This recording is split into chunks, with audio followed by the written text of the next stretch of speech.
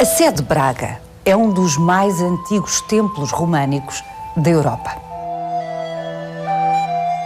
Do final do século XI, a Sé de Braga nasceu 54 anos antes da fundação de Portugal, no grande arranque da Reconquista.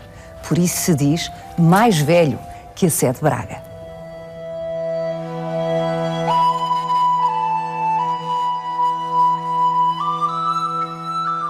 A Sé de Braga é local de culto desde há 1000 anos. Missa todos os dias, ininterruptamente, desde há 1000 anos.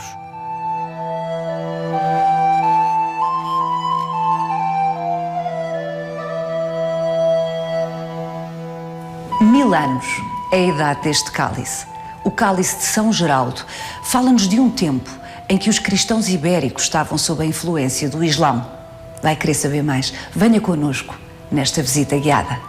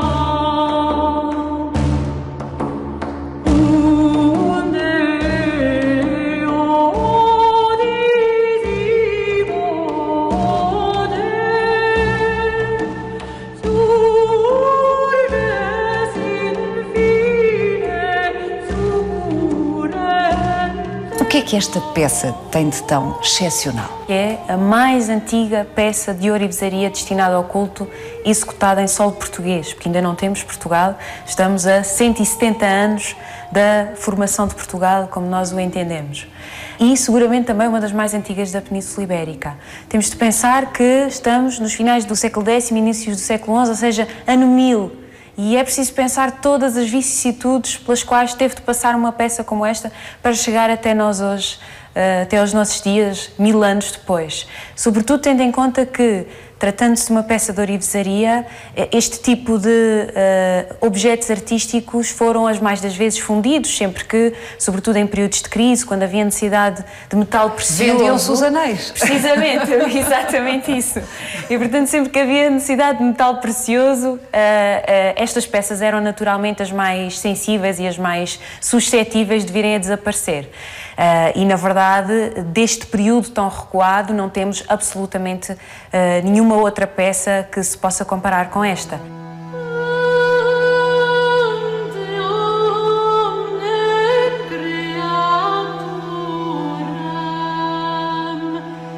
Os mais antigos cálices conservados em Portugal, como o cálice de Dom Gueda Mendes, que se encontra no Museu Nacional Machado de Castro, ou o cálice de Dona Dulce, que está no Museu Nacional de Arte Antiga, datam já da segunda metade do século XII, ou seja, peças produzidas 150 a 200 anos depois desta. Quando se fala século X, século XI, é uma bruma, não é? Enfim, na cabeça do comum, dos mortais, e parece que é tudo parecido, 11, 12, mas de facto é a mesma coisa que nós pensávamos, a distância que vai entre nós e sei lá, o início do século XX, a Primeira República em Portugal, por exemplo, não é? A distância é essa. Quando este cálice é produzido, os árabes estão na Península Ibérica, dominam a Península Ibérica há 300 anos. Não que dominem todas as partes da Península Ibérica, mas grande parte da Península Ibérica há cerca de 300 anos. Verdade. Desde 711 que os exércitos muçulmanos chegam à Península Ibérica e tomam conta de grande parte do território peninsular. Os cristãos que não se submetem, porque alguns ficam nos territórios dominados por muçulmanos, mas os que não se submetem ficam relegados às áreas, às regiões montanhosas do norte peninsular, em pequenos focos de resistência, e são esses pequenos focos de resistência que, a partir da segunda metade do século VIII, dão origem ao Reino das Astúrias, que no fundo é o ponto de partida para o que virá a ser a reconquista, como nós a conhecemos, que não é mais do que a conquista por parte dos cristãos, novamente de territórios, entretanto, dominados pelos árabes. Essa presença fortíssima dos árabes na península tem reflexos a vários níveis, desde logo ao nível da identidade cultural da Península Ibérica, mesmo entre os cristãos. Aliás, esta assimilação de elementos que são próprios da cultura, inclusive é da língua árabe, por parte dos cristãos, é uma realidade e muito facilitada por uma comunidade particular, que são os moçárabes, que não são árabes, pelo contrário, são cristãos, que vivem entre os árabes, que se mantêm nos territórios dominados pelos muçulmanos e que continuam a defender a praticar a sua fé e a defender a sua cultura. Apesar desse sentido de resistência, que no fundo é uma marca identitária dessa comunidade, a aculturação é inevitável, não é? E estas trocas culturais inevitáveis e muito visíveis ao nível das artes, como é o caso deste cálice.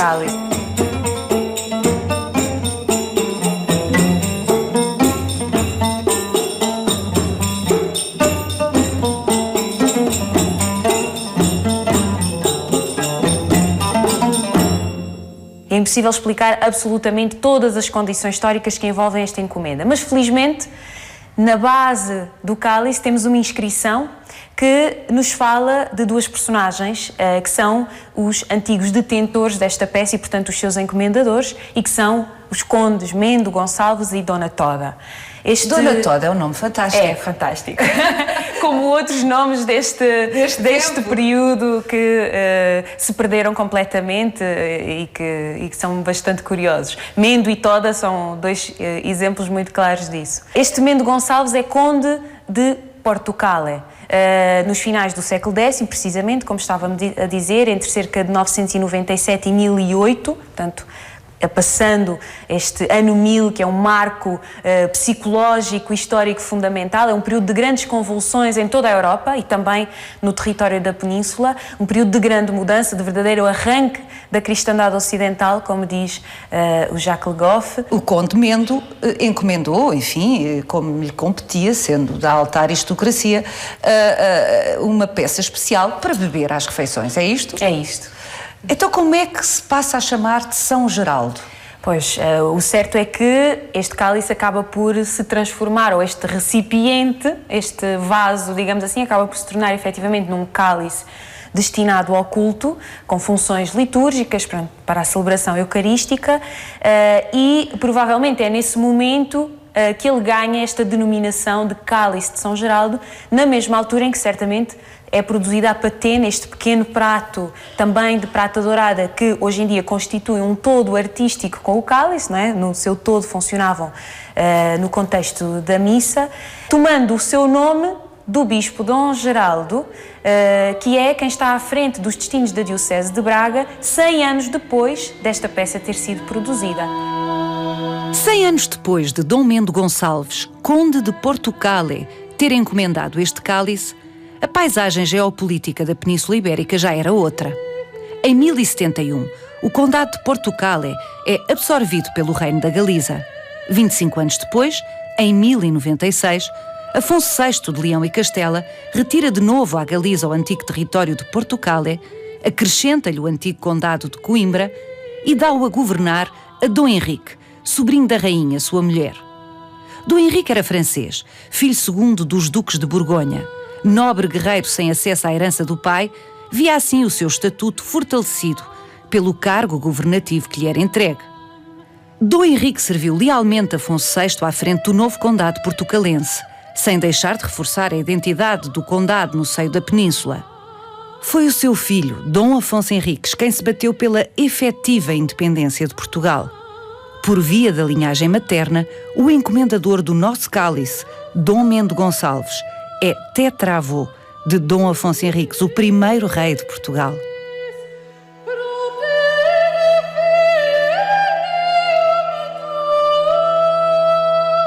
E, entretanto, o que faz aqui aquele cofre?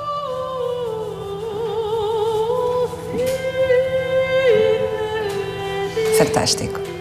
Este cofre é produzido em marfim, tem todo um tipo de trabalho muito minucioso, muito pormenorizado e uma estética, para além da inscrição em redor da tampa, que são claramente desse mundo islâmico de que nós estávamos a falar, dessa estética islâmica, e por essa razão tem sido considerado uma peça produzida numa oficina de Córdoba.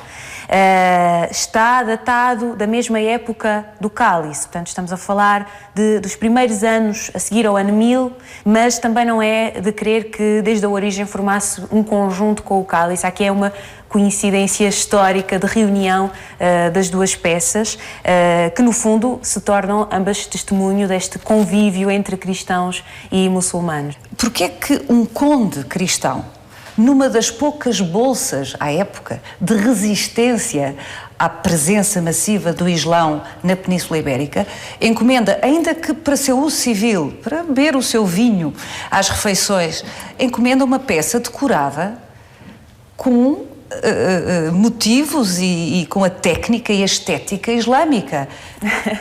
Na verdade, esta peça é representativa desta síntese cultural que se opera na Península neste período, e que é uma síntese entre essa cultura cristã de influência asturiana, do Reino das Astúrias e depois do Reino de Leão, ao qual pertence o próprio Condado de Portugal, e a decoração da copa, estes motivos vegetalistas, os animais, tudo isto representa muito dessa cultura artística verdadeiramente cristã peninsular, uma síntese entre essa cultura e a cultura islâmica, e que é uma síntese que se verifica, digamos, em toda a península, síntese cultural que se opera no seio dos próprios reinos cristãos, porque há uma contaminação natural, porque há um fascínio enorme por esta cultura riquíssima que é a cultura islâmica, mesmo que oficialmente a religião seja repudiada, porque o é, não é? Mas numa série de práticas, como são as artísticas, de uma forma muito evidente, há esta assimilação, este contacto entre os dois mundos, inclusive através da circulação de gentes. Seria excessivo dizer que nesta altura há uma superioridade cultural, estética? Não estou a falar da presença política e militar, estou a falar de cultura, sofisticação. São mais sofisticados os islâmicos? São mais sofisticados. Os bárbaros eram os cristãos? São mais sofisticados na maneira como entendem a cultura e como a praticam. Isto também não quererá dizer que no limite os povos coabitavam pacificamente? Ou é uma extrapolação excessiva? Não, na verdade esta presença de cristãos entre os árabes, que conhecia também a realidade oposta, que era a presença dos árabes entre os cristãos, reflete exatamente uma convivência que nem sempre é belicosa, de oposição, de violência, de perseguição. Existe, é certo. Não é? Porque há aqui um contraste religioso que é determinante da identidade e das práticas e da maneira de ser e de estar de cada uma das comunidades. Mas há também convívio pacífico em muitos momentos, sobretudo até ao século XI, até um momento fundamental que é a Batalha de Salaca, que tem a ver com a vinda para a Península Ibérica dos almorávidas, que são uma comunidade de berberes que tinham formado um forte império no norte da África e que vêm para o território peninsular exatamente para apoiar o poder muçulmano na península. E esses sim são ferozes? Esses sim são ferozes e, portanto, criam-se atitudes muito mais radicais de um lado e do outro. Mas no tempo de Dom Mendo e Dona Toda havia ainda uma coabitação que era em grande parte pacífica. Uma coisa eram as ações militares, as conquistas de território, outra coisa era a coabitação entre povos que permitia este tipo de contaminação. Claro. Porque senão era impensável que um conde cristão aceitasse que um copo onde bebia vinho às suas refeições fosse decorado com motivos islâmicos. Até porque os próprios artistas eram muitas vezes precisamente moçárabes, não é? E a presença de moçárabes entre os primeiros ourives, e é desse domínio que estamos aqui a falar, é uma realidade que se traduz muito claramente neste cálice. Sugiro que continuemos a nossa conversa na Capela da Glória, que nos dá conta de como esta influência islâmica perdura pelos séculos em Portugal.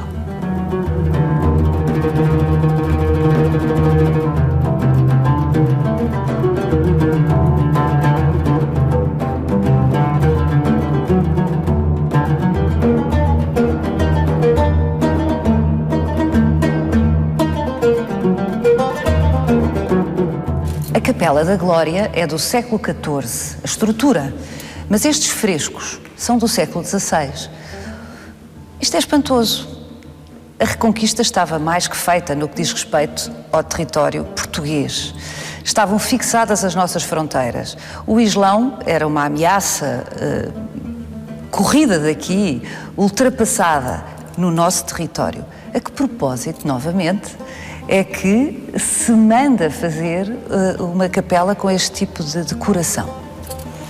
Na verdade, aquela síntese cultural de que estávamos a falar a propósito do cálice e a propósito do ano 1000, não é? Entre uma estética cristã e uma estética muçulmana, um encontro entre duas culturas, é o ponto de partida de uma presença, de uma miscigenação, de uma síntese cultural que vai ser uma realidade da arte portuguesa ao longo de toda a Idade Média e que precisamente ressurge de uma forma muito evidente, muito visível, verificando-se que em programas perfeitamente cristãos, em estruturas perfeitamente cristãs, de contexto cristão evidente, como é o caso desta capela, apareçam elementos que são claramente herdados dessa estética muçulmana que, como se percebe, nunca verdadeiramente desapareceu. Era qualquer coisa de latente na sensibilidade artística do território português e que, no reinado de Dom Manuel, vai ser reassumida em pleno. É não uma especificidade portuguesa, mas uma especificidade peninsular. É uma marca ibérica, diferenciadora da cena ibérica na arte tardogótica do final da Idade Média. Há esta ideia de que, durante séculos, de alguma forma, muitas vezes as nossas peças, e eu digo peças, podem ser pequenos objetos, como o cálice ou grandes catedrais, não eram consideradas muitas vezes interessantes para a história da arte universal, porque não representavam a pureza de nenhum estilo especificamente, eram sempre misturadas com outros elementos e essa falta de pureza, não era românico puro, não era gótico puro, não é? E esta falta de pureza de alguma forma desvalorizou a nossa arte, a arte em território português durante muito tempo. Hoje não é assim. Hoje, pelo contrário, esse discurso historiográfico tradicional está ultrapassado, não é? Da busca da cópia perfeita do modelo primitivo de cada um dos estilos, que também é um conceito muito datado ao nível do discurso da historiografia da arte. É esse tipo de pensamento, essa busca da repetição do modelo hoje está ultrapassada. Pelo contrário, como dizia, o que se tem mais valorizado são, por um lado, os momentos de transição, mas também as expressões artísticas que, tendo raiz no modelo, o desvirtuam, lhe acrescentam criatividade. As singularidades, as exceções, exatamente, as especificidades. Portanto, aquilo que as zonas cinzentas. Aliás, a Sé de Braga poderia ser uma espécie de síntese, também ela, da história da arte portuguesa, porque foi tão intervencionada ao longo dos séculos, por tantas escolas, por tantas correntes artísticas, que tem presença de todas as modas na arte ao longo dos séculos. É isto. É um lugar histórico e é um lugar fundamental de afirmação do poder religioso no território português e de afirmação do próprio território enquanto entidade política autónoma que virá depois dar origem ao Reino de Portugal. E, portanto, é uma tentação para todos os reis, claro, ao longo dos séculos, porem a sua marca neste templo primordial da Portugalidade, de alguma maneira, claro, não é? Nomeadamente Dom Manuel. Claro que não resistiu. É evidente. Isso vê-se logo na fachada da igreja, que tem uma Galilé, perfeita estética do século XVI, a própria cabeceira da igreja transformada sob o ímpeto renovador do arcebispo Dom Diogo de Sousa, portanto, tempo de Dom Manuel I. Isso evidencia essa tentação de ir renovando, adaptando a igreja ao gosto de cada época e, no fundo, demonstrando a riqueza, a capacidade de intervenção e de atualização artística de cada figura histórica. E é esta impureza que dá este caráter único à Sé de Braga. Exatamente.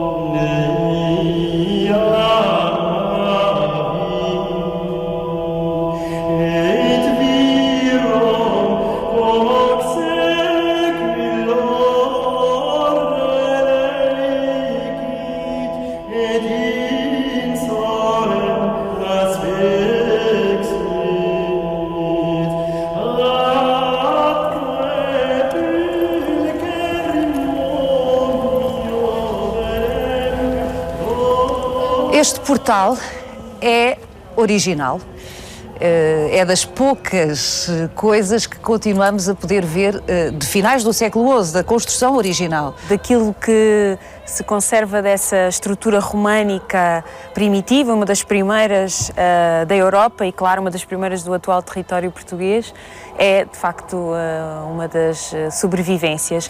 E, de resto, a própria decoração de todo este portal, nas arquivoltas, no tímpano, tudo isto... O que é o tímpano? O tímpano é esta pedra semicircular que está sobre a entrada propriamente dita e que é um dos lugares de decoração por excelência no românico.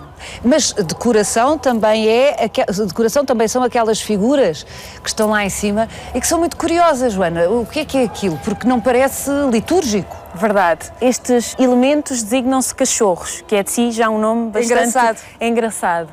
E é um dos espaços de representação da Idade Média que eu acho mais interessantes, no sentido em que aquilo que nós encontramos nestes cachorros escapa àquela noção de uma iconografia medieval perfeitamente religiosa, canónica, controlada pela Igreja.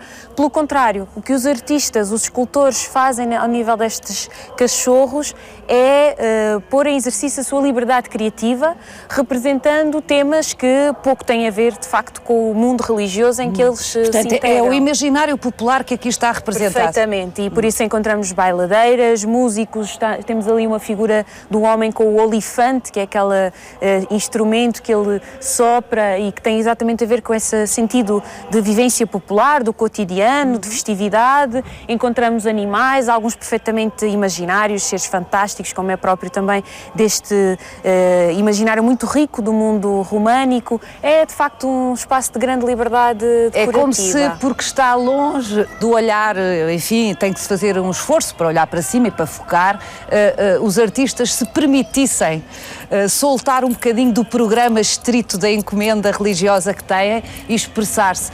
Presumo que são documentos importantes para os historiadores e para os investigadores compreenderem exatamente o cotidiano e o tipo de fantasia que habitava a cabeça das pessoas naquele tempo. Precisamente. E por isso um testemunho fundamental, já que esse mundo mental, cultural, que está mais ao nível de uma vivência cotidiana, popular e não erudita, é o que mais nos escapa nos documentos escritos, que são a base documental por excelência. Por isso, representações como estas são para nós riquíssimas, preciosas, sem dúvida. E um sinal de uma, volto a dizer, de uma liberdade criativa que não esperaríamos num mundo como o medieval, que afinal não é assim tão controlado como parece ser à primeira vista.